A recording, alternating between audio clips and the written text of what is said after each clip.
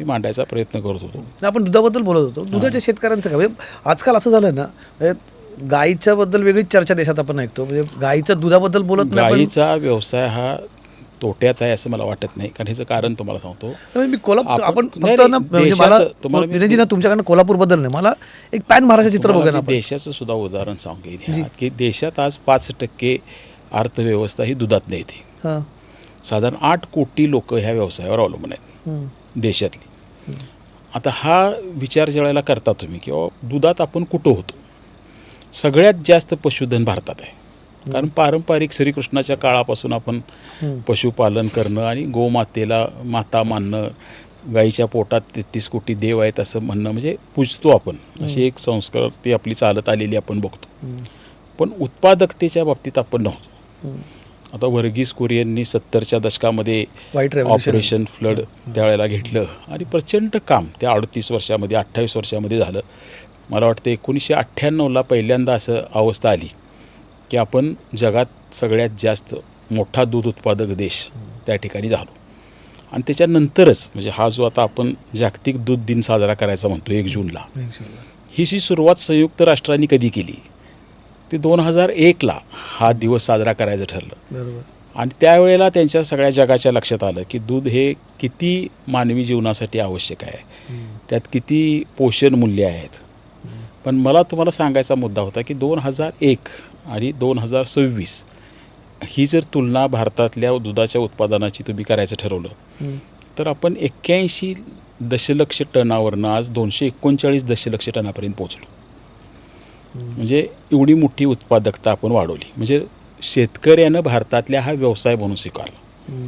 आणि कुठलाही व्यवसाय हा फ्लरिश कधी होतो की त्यातनं ज्या वेळेला त्या शेतकऱ्याला 4 पैसे मिळतात, त्याशिवाय हा व्यवसाय फ्लरिश होत नाही.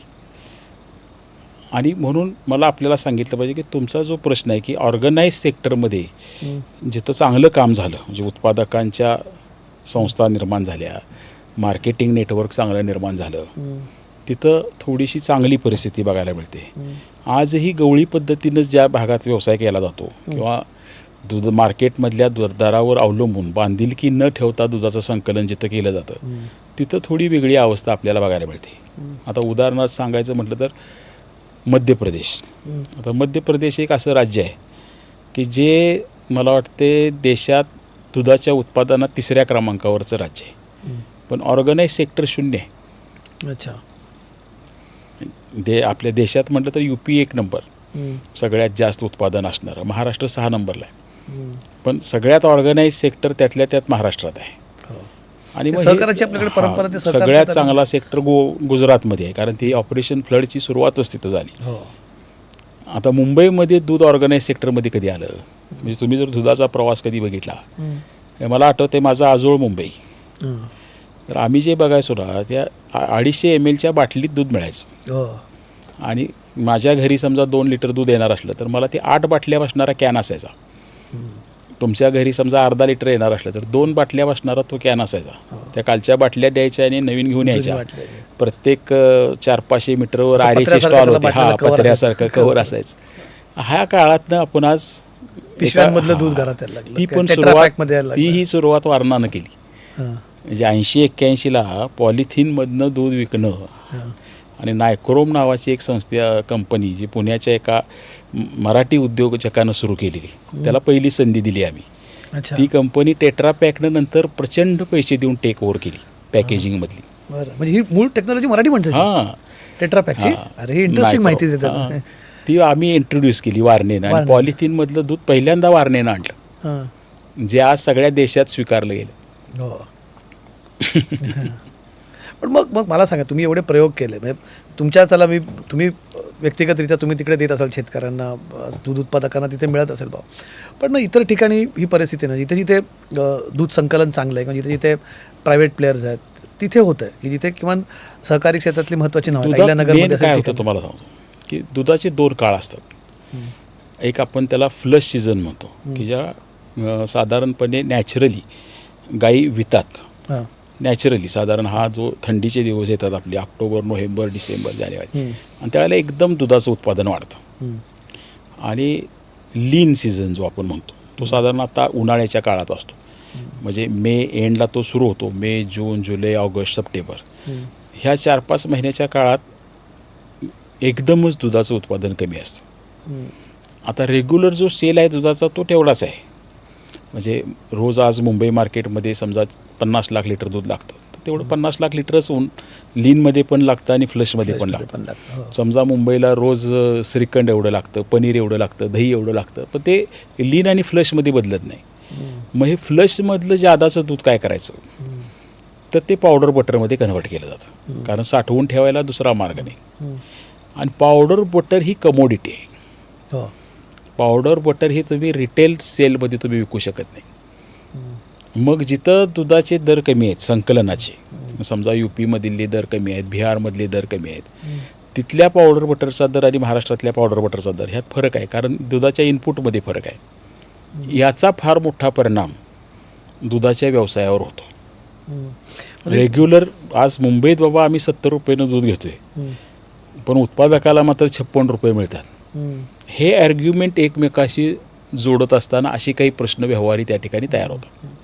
पण आता परवडत पण म्हणजे शेतकऱ्याला जो करतोय आज पशुधन सांभाळणार आहे त्याला खरंच परवडत आहे का? तुम्ही बघता परिस्थिती बघा, म्हणजे किती समस्या, म्हणजे आता हा विषय कदाचित खूपच क्लिष्ट नाही करायचा मला, पण वातावरण पर्यावरण बदलामुळे अनेक गोष्टी बदलल्या आहेत. त्याच्यावर आपण उपचार खर्च वाढलाय गाईवर, त्याच्यावर उपचार आपण काय करत निघालोय की उत्पादकता वाढवणं. ओरिजिनल जर आपण बघितलं, आपल्याकडे ज्या गायी होत्या, म्हणजे काही आपल्याकडच्या गीरसारखी, साहिवालसारखी ह्या ज्या व्हरायटी जुन्या भारतातल्या गायी होत्या, ह्या थोड्या चांगल्या 8-9 लिटरपर्यंत दूध देणाऱ्या होत्या. पण ह्या ज्या आता नवीन गायी आपण आणल्या, HF आणलं, जर्सी आणलं, ह्या अगदी 30-30 लिटर दूध देणाऱ्या गायी आणल्या. म्हणजे एकच गाय पाळून तुम्ही 30 लिटर उत्पादन घ्यायचं का एक गाय पाळून 8 लिटर उत्पादन घ्यायचं, ह्यात फार मोठं अर्थशास्त्र बदलतं. म्हणून अनेक चांगले प्रयोग झाले. आता आमच्याकडं बऱ्याच ठिकाणी, म्हणजे तुम्हाला जिथं डेव्हलप झाला आहे हा सॉर्टेड सिमेंट आलं. म्हणजे ते सिमेंटनं जर तुम्ही गाय भरवली तर तुम्हाला ती कालवडच होणार, म्हणजे दुसरी गाय जन्माला येणार, पाडा जन्माला येणार नाही. आता नॅचरली काय होतं की एखाद्या गाईला 1-2 वेळा पाडा आला, 1-2 वेळा कालवड जन्माला आली तर ती इकॉनॉमिक बदलतं. पण जर ती 100% कालवड जन्माला आली तर ती पुढची नवी गाय तयार झाली. आता वैरण विकासाचा प्रकल्प सुरू झाला, म्हणजे खर्च कमी करणं आणि त्याचा नफा वाढवणं, या दृष्टीनं आता काम सुरू झालं. फक्त हे सगळीकडे झाले असं मी म्हणत नाही, पण जिथं झालं पण ते होणार, कारण दुधाची मागणी वाढत निघाली. ज्यांना ही माहिती आहे किंवा जो शेतकरी थोडासा प्रयोगशील आहे त्याच्याकडे शक्य आहे गोष्टी करणं. पण जो साधा शेतकरी, बांधावरचा शेतकरी, की ज्याच्या आपली 2 बिघा जमीन, जो अल्पभूधारक शेतकरी, त्याच्याकडे घरात 4 गायी आहेत, घरापुरतं दूध किंवा थोडंसं मिळालं तर ते संकलन केंद्राला देणारा, दूध सहकारात देणारा, त्याच्यापर्यंत ह्या सगळ्या गोष्टी कशा जातील? म्हणजे तेच काम मुळात संघ करतात ना. आणि मेन म्हणजे आता वारणीचं तुम्हाला जर उदाहरण सांगायचं झालं तर आमचा साखर कारखाना अगोदर झाला 59-60ला, आणि 68 साली आम्ही दूध संघात गेलो. त्यात उद्देश काय होता, किंवा ज्यांच्या जमिनीला पाणी आहे, ऊस आहे, त्यांना आपण मदत केली त्या शेतकऱ्याला. पण ज्याच्या शेतीला पाणीच नाही, ज्याला जमीनच नाही, म्हणजे जमीन ही नाही, जो शेतमजूर आहे, त्याच्या इकॉनॉमीसाठी आपण काय करणार. म्हणून मग हे व्हाईट रिव्होल्युशनमध्ये आपण पडलो की त्याला दूध दुभत्याचा धंदा आपण द्यायचा. आता आम्ही दूध संकलन ज्यावेळेस चालू केलं तर हा व्यवसाय नव्हताच ना. 600 लिटर दूध गोळा झालं होतं पहिल्या दिवशी आमच्याकडं. म्हणजे मला तो दिवस आठवतोय, 5 जानेवारी 1970च्या दरम्यान. आज आम्ही 7 लाख लिटर दूध गोळा करतोय त्याच एरियातनं. हा व्यवसाय डेव्हलप झाला आणि हे होत निघाले. मगाशी मी तुम्हाला जी आकडेवारी सांगायचा प्रयत्न केला ना, की लोक आता हे व्यवसाय म्हणून करायला लागले. हे काही एका वारणीनं केलं म्हणून 81 लाख दशलक्ष टनाचं 239 लाख नाही झालं. सगळ्या देशात हा व्यवसाय म्हणून त्या ठिकाणी स्वीकारला गेला, पैसे मिळत आहेत असं चित्र तयार झालं. आणि हे काही प्रश्न जे मी तुम्हाला म्हटलं, असं ओव्हर प्रोडक्शन झालं, पावडर बटर झाले, त्याचे दर ढासळले, जसं हे प्रत्येक क्षेत्रात होतं. जसं चॅलेंज आहे, दूध भुकटीचा विषय नेहमी निघतो, तो एक फार मोठं चॅलेंज आहे. त्यामुळं हा व्यवसाय कदाचित काही वेळेला अडचणीत होतो. जसं आता कांद्याचं झालं, काही वेळेला 100 रुपये किलो आणि काही वेळेला 1 रुपये किलो. असे प्रश्न काही वेळेला हे नैसर्गिक चक्रामध्ये, त्यामुळे ते येतात, त्यावेळेला काही प्रश्न निर्माण होतात. पण मग दुधाचं उत्पादन तुम्ही